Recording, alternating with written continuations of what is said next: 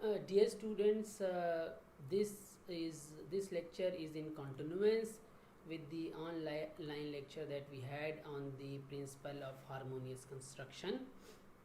In that lecture, we discussed the concept of harmonious construction, that if there are two provisions in a statute which are in conflict with each other, they should be interpreted in such a manner that effect can be given to both, and the construction which renders either of them inoperative and useless should not be adopted except in the case of last resort.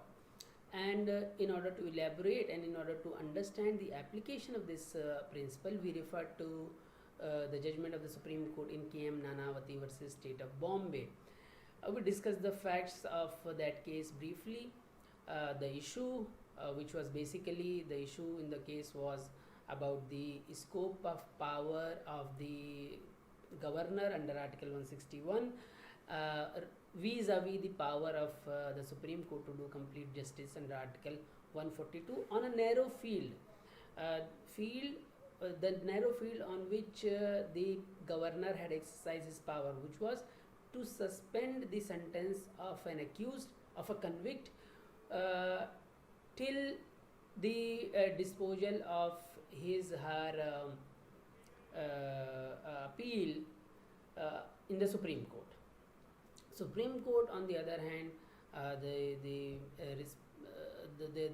respondent, on the other hand, wanted to argue that if the Supreme Court is exercising this power under Article 142, then the governor cannot exercise the same power. And we saw that how the majority judgment authored by Justice S.B. Sinha in this case went on to invoke the principle of harmonious construction. And while invoking the principle of harmonious construction, the majority opinion read that the power of the governor under Article 161 has to prevail over the power of the Supreme Court under Article 142 to suspend the sentence during the pendency of an appeal. And all of it was done with reference to the principle of harmonious construction. And I was going to discuss the dissenting opinion by Justice J.L. Kapoor in this case, how Justice J.L.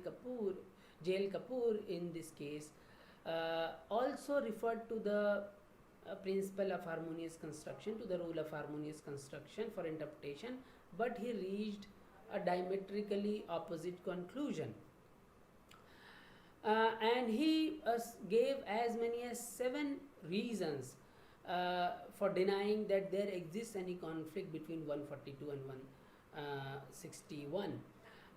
First thing that he brought out was that these two articles operate in distinct field, and different considerations apply when action is taken in either of them.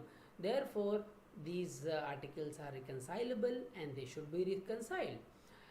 For this purpose, Justice Kapoor referred to the rule laid down by Maxwell in his book, which is that Maxwell has articulated and presented the rule that sometimes it is found that the conflict between two statutes is apparent only, it is on the surface. But if you look at the object of each of the statute, you would see that these different statutes or different provisions of the same statute, they are operating on different considerations, and because the object or the subject of these two provisions are different, there is no real conflict, and the conflict is apparent only. They run in parallel directions in such a manner that they never meet. So that was first argument which Justice Kapoor referred. The second was he emphasized on the language used under Article 161, that the language was very clear, is very clear under 161 and unambiguous about the power of the governor to pardon. And he said that it would be very unsound construction to put a fetter on the powers which are so expressly, so unambiguously conferred on the governor. Then he tried to emphasize that the subject matters and the field of operation of Article 142 and 161 is different, they are separate, and therefore there was never an intention on the part of the Constituent Assembly to restrict one article or the scope of one article by another article. Fourthly, he goes to the language of Article 161 again and says that the powers which are under 161, they are of general in nature, and that power extends to all kinds of all classes of pardons known to the law by whatever nomenclature. And if the power of the pardon is absolute and exercisable at any time on principles which are quite different from the principles on which the Supreme Court will exercise its powers under Article 142, then I don't see that there is any kind of clash or conflict between the two. So he says that it could not have been the intention of the framers that the amplitude of executive power should be restricted as to become suspended for the period during which an appeal is pending before the Supreme Court. And he also then pointed out a kind of incongruity, inconsistency which might arise if you go by the majority opinion in this case, which is that if an appeal is pending before Court of Session or the High Court, then the power of the executive, power of the governor under 161 will be absolute, and the governor will be entitled to suspend the sentence even during the pendency of the criminal appeal. However, it is only when the appeal is pending before the Supreme Court that the governor's power will be restricted. So it is a kind of inconsistency which will be created if we go by the majority opinion, and that is what was done by the majority opinion, because high courts and courts of session do not have any power which is parallel to the power of Supreme Court under Article 142. Next, Justice Kapoor points out that Article 161 is a later provision, and when it was made, Article 142 was already there, 145 was already there. Therefore, it would not have been the intention of the constitution makers to restrict the power of a later provision by an earlier provision. So these are 6 reasons Justice Kapoor gave to establish that there is no real conflict. Both the powers under Article 161 and 142 can exist simultaneously, and they are to be interpreted harmoniously. Effect must be given to both of them. In fact, what he was trying to, what he did in his dissenting opinion was that practically it would have meant that if the governor exercised its power under 161 first, then that will prevail. That exercise of power by the governor will prevail, and if the Supreme Court exercised its power under Article 142 to suspend the sentence during the pendency of appeal, then the Supreme Court's order will prevail, which means a kind of situation was imagined by Justice Kapoor, whereby the one who has exercised between the governor and the Supreme Court has exercised the power in prior in time, that will prevail, and that way the power under Article 161 and 142, both the powers can be saved, and they don't have to give way.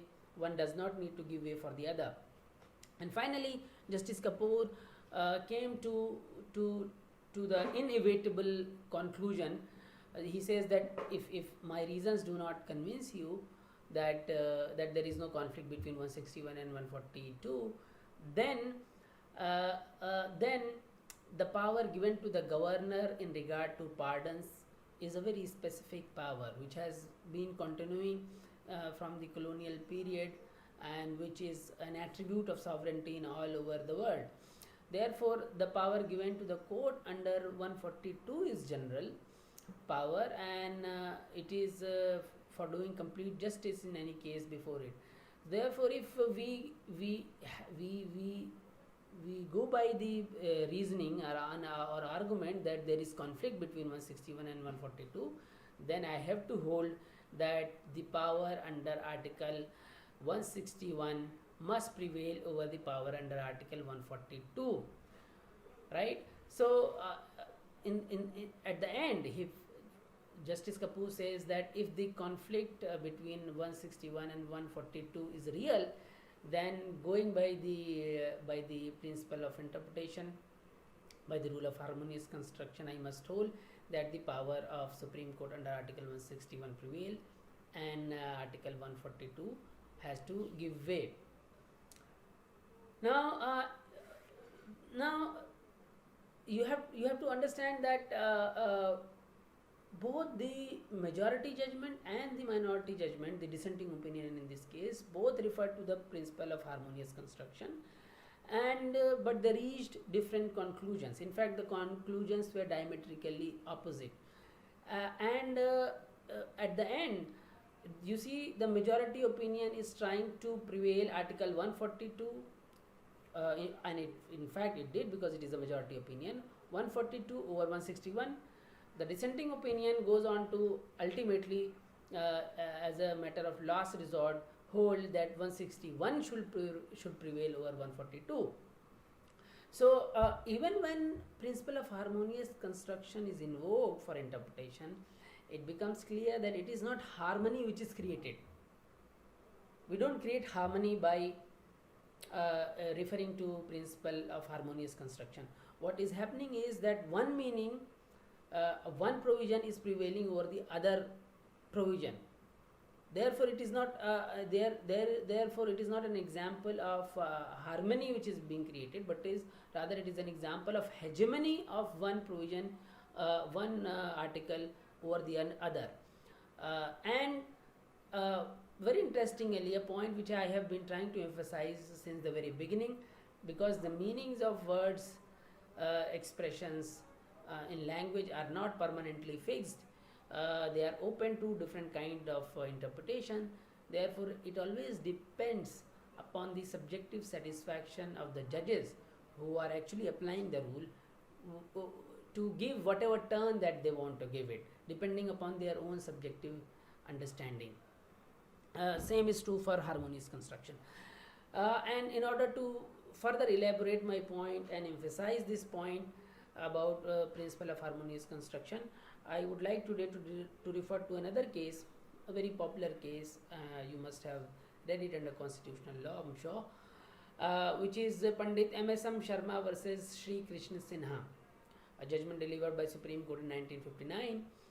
And in this case, you know that it was a case about parliamentary privileges of the Legislative Assembly, its members and the Speaker.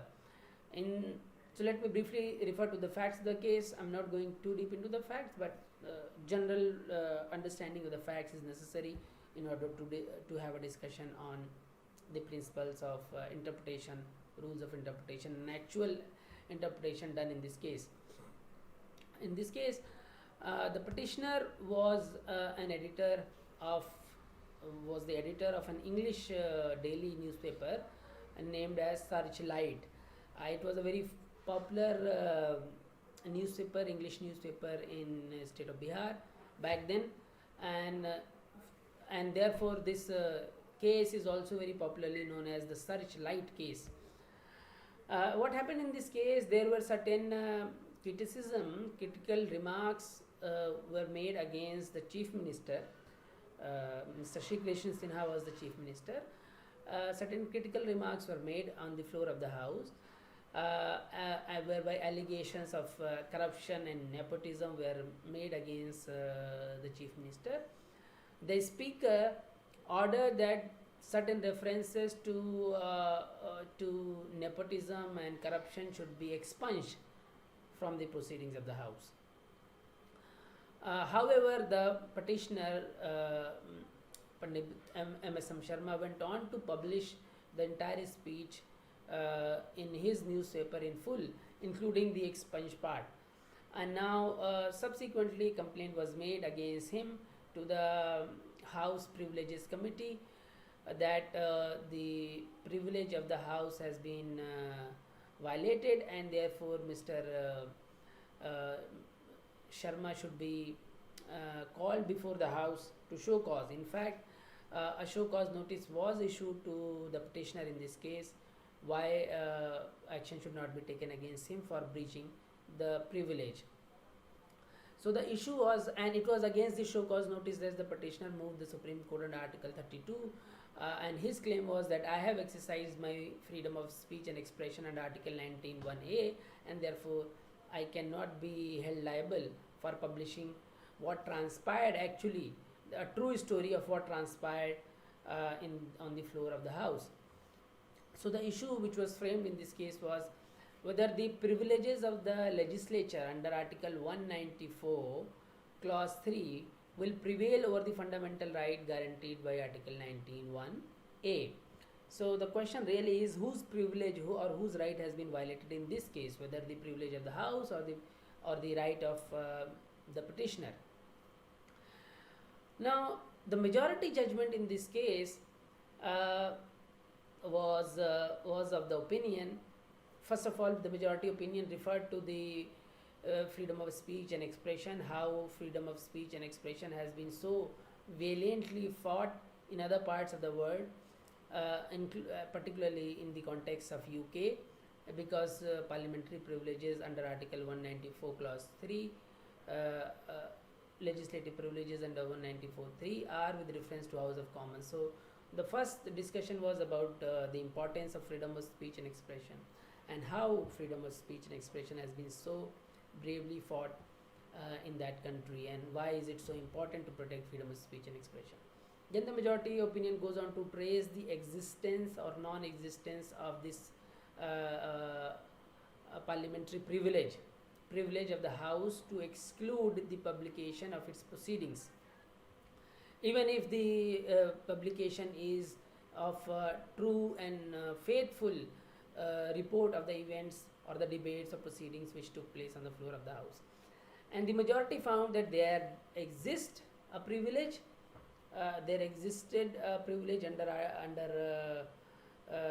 in the House of Commons, whereby the House had the right, the privilege to exclude publication of its proceedings. And if you read Article 194 Clause 3, you will see that the extent and scope of parliamentary privileges is by reference to the existence of powers, privileges and immunities of the House of Commons at the commencement of our Constitution. So once the majority opinion found and held that there exists a parliamentary privilege under Article 194, whereby the House has the power to exclude the publication of its proceedings, even if the publication is a true report of its debates, then the majority opinion goes on to hold that Article 19(1)(a) and Article 194(3) have to be reconciled, and the only way of reconciling the same is to read Article 19(1)(a) as subject to later part of Article 194(3). So look what the majority judgment is doing in this case. Very interesting. First it says that we have to reconcile these two articles, and the only way to reconcile them is to hold that Article 19(1)(a) is subject to Article 194(3). And then they go on to refer to the principle of harmonious construction and say that in our judgment the principle of harmonious construction must be adopted, and so construed the provisions of Article 19(1)(a), which are general, must yield to Article 194 1 and the later part of 194 Clause 3, which are special. So the special parliamentary privileges, special powers, immunities and privileges of the House should prevail over fundamental rights under Article 19(1)(a), and that would mean harmonious construction, that would mean reconciliation. So reconciliation and harmony in this case also, as we have seen in K.M. Nanavati case for the Supreme Court, is when one provision prevails over the other. In this case, for the majority, 194.3 prevails over 191A, that is harmony, that is reconciliation. But the dissenting opinion delivered by Justice Subba Rao, very interesting. Very interestingly goes on to refer to the principle of harmonious construction, but reaches a completely different conclusion. Justice Subba Rao starts with reference to Cooley's opinion on the subject matter. Very interesting observation about constitutional law. Cooley says that however carefully constitutions may be made, their meaning must be often drawn in question.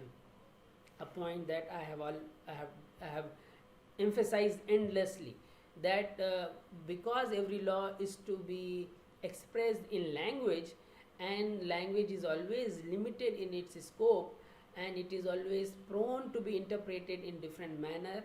The meaning of words expressions are not permanently fixed.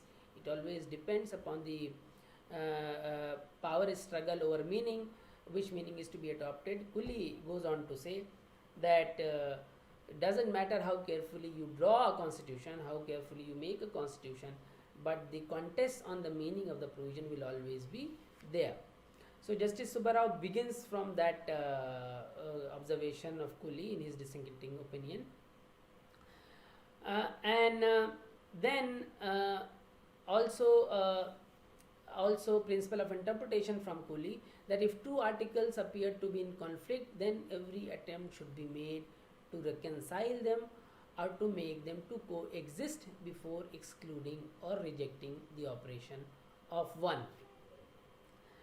Now, again, it is a principle of harmonious construction which has been stated by Justice Subba Rao in his dissenting opinion, but he finds it impossible to accept the contention that the second part of Article 194 Clause 3 is going to prevail over Article 19 1A. In fact, he holds a position that Article 194 Clause 3, particularly the second part, is a transitory provision. We can here at this point refer to the text, specific text of Article 194 Clause 3, whereby the powers, privileges and immunities of a house of the legislature of a state and of the members and the committees of a house of such legislature shall be such as may from time to time be defined by the legislature by law, and until so defined shall be those of that house and of its members and committees immediately before the coming into force of the Indian Constitution. I am reading Article 194 3 as it stood at the time of the delivery of this judgment. Subsequent amendment has been made under Article 194 Clause 3 by 44th Constitutional Amendment. The effect is same, that the powers, privileges and immunities of House of Commons at the commencement of the Constitution shall be available to our Parliament and Legislative Assemblies and its members and their committees mutatis mutandis. That is the gist of Article 194.3. At the first instance, it is the Parliament or under Article 105 Clause 3 and state legislature under 194 Clause 3 which is empowered to make a law defining and delineating the scope of the powers, privileges and immunities of the House. But until then, they are to be ascertained with reference to the powers, privileges and immunities of the House of Commons. Now, Justice Subba Rao also went on to refer to the 7th schedule, whereby the power to make law about the powers, privileges and immunities has been conferred on state legislatures under item 39 of list 2 and under item 74 of list 1 on the Parliament. So Parliament can make law about its powers, privileges and immunities under item 74 of list 1. Similarly, state legislature can do so under item 39 of list 2. And now, mind you, once the parliament or the state legislature exercise their law making power under these two items of these two, list 1 and list 2, we know that they will immediately come within the scope of article 13 clause 2, because any law made by the state which takes away or abridges fundamental rights is going to be held void to the extent of inconsistency. So if the first part, the substantive part, which is also the permanent part, is subject to article 13 clause 2, there is no reason why the second part of article 194 clause 3 should not be so subjected to fundamental rights. And that, I think, is a very, very compelling reasoning forwarded by Justice Subbarao for holding that the powers, privileges and immunities of the Legislative Assembly as well as of the Parliament are subject to fundamental rights. But he does not stop there, and he does not, end his dissenting opinion there. His first attempt is to harmonize the two, and in order to harmonize the two, Justice Subbarao says that I don't know why and how are we going to hold that Article 194.3 should be preferred over Article 190, Article 19.1a, and not the vice versa. If for us the harmonious construction of the article is necessary, then we have to hold, and we should hold, that Parliament and legislative assemblies can exercise their powers, privileges and immunities without violating fundamental rights, and that is the kind of harmony which would be achieved. We don't need actually to say that the one is going to prevail over the other, but because the majority opinion had already held that Article 194.3 will prevail over Article 19.1a, Justice Subbarao also in his judgment goes on to say that in his opinion Article 19.1a will prevail over Article 194.3, although he in the judgment has referred that there is no inherent inconsistency between the two provisions, Article 19.1a as well as Article 194.3, because Article 19.1a gives freedom of speech and expression to the citizens. Article 194.3 confers powers, privileges and immunities on the legislature, and the legislature can exercise its powers which are very wide in range without infringing the fundamental rights of the citizens. Right? That's how harmony should have been achieved, without holding that one provision prevails over the other. But because the majority had already held that 194.3 prevails over 19.1a, in his dissenting opinion, Justice Subbarao held that no, it is the other way around. 19.1a will prevail over 194 clause 3. In fact, he also observed that when there is a conflict between the privileges and rights, then privilege should yield to the extent it affects fundamental right. And in his view, it gives effect to both, because every institution created by the Constitution should function within its allotted field and cannot encroach upon the rights of the people who created the institutions. Therefore, he held. In fact, he also went on to refer to the history of powers and privileges and immunities of House of Commons, and he came to the conclusion by that reference and analysis that House of Commons over the period of time had no privilege to prevent the publication of its correct and faithful reports.